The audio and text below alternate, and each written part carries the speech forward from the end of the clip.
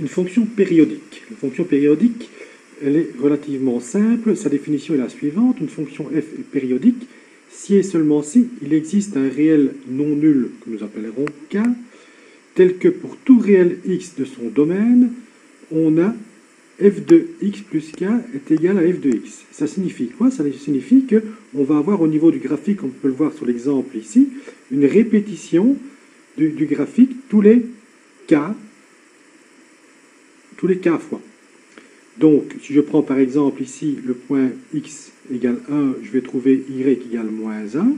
Et si je vais 1, 2, 3, 4 unités plus loin, je retrouve de nouveau moins 1, et ainsi de suite. 1, 2, 3, 4 unités plus loin, je retrouve de nouveau moins 1. Et dans notre cas ici, le k est égal à 4, tout simplement. Alors, des fonctions périodiques que l'on connaît bien et que l'on voit régulièrement, ce sont les fonctions trigonométriques. La fonction sinus ou la fonction cosinus sont deux fonctions qui sont périodiques.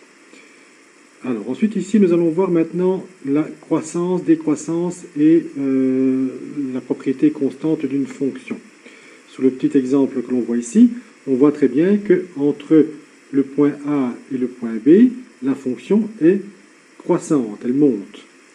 Également, entre le point C et le point D, elle monte également. Par contre, entre le point B et le point C, elle descend. Là, elle sera décroissante. Et entre le point D et le point E, on voit qu'elle est à l'horizontale, on a une constante. Donc là, on a une fonction constante. Elle est parallèle à l'axe OX, donc l'axe des X. On dirait que la fonction est strictement croissante donc dans l'intervalle AB, strictement décroissante dans l'intervalle BC, et également strictement croissante dans l'intervalle CD et constante dans l'intervalle DE. Donc, la définition d'une fonction strictement croissante dans un intervalle, eh bien, c'est tout simplement, si on prend deux points x1, x2 de cet intervalle, x1 étant plus petit que x2, eh bien, leur image, donc f de x1, sera également inférieure à l'image de x2, donc à f de x2. Nous dirons qu'elle est croissante si on peut également avoir l'égalité. Ici, vous voyez la différence, c'est qu'on a l'égalité alors qu'on ne l'avait pas ici. Donc, strictement croissante, on n'a pas d'égalité entre les deux points qui se suivent. Croissante, on peut avoir l'égalité.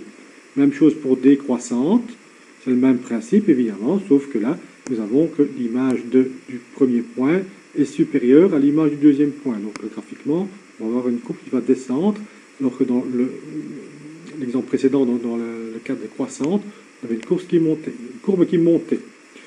Donc, même principe, entre strictement décroissante ou simplement décroissante, la différence c'est que on n'a pas l'égalité dans le cas de strictement décroissante et on peut avoir l'égalité dans le cas de décroissante.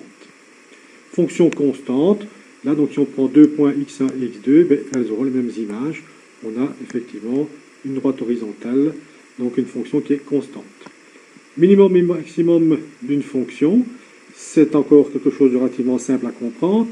Le minimum d'une fonction, on en a sur l'exemple qui est ici, donc on en a par exemple un ici, alors qu'à cet endroit-ci, nous avons un maximum.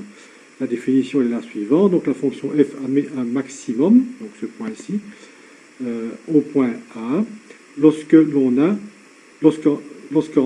elle cesse de croître pour commencer à décroître. Donc effectivement, ici, on a une fonction qui était croissante et qui devient décroissante par la suite. Donc en ce point, elle cesse de croître pour commencer à décroître. Alors qu'en ce point-ci, elle cesse de décroître pour commencer à croître. Donc ici, on a un minimum, ici, on a un maximum. On peut très bien, dans une fonction, avoir plusieurs minimums et plusieurs maximums. Si on a une fonction qui ressemble, par exemple, à quelque chose comme ceci, je la dessine rapidement, une fonction qui fait quelque chose comme ceci, par exemple, bien, on va avoir plusieurs maximums. On aura un maximum ici, on en aura un autre ici, et on en aura un autre ici. De même, on aura plusieurs minimums. On aura un minimum ici en dessous, ou on aura un deuxième ici en dessous. Donc on peut avoir plusieurs maximums, plusieurs minimums d'une fonction.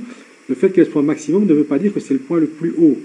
Ici, par exemple, on a un maximum, pourtant ce n'est pas le point le plus haut. Mais on a bien le fait que la fonction qui était croissante devient, à partir de ce point-là, décroissante. Voilà donc pour ces quelques propriétés.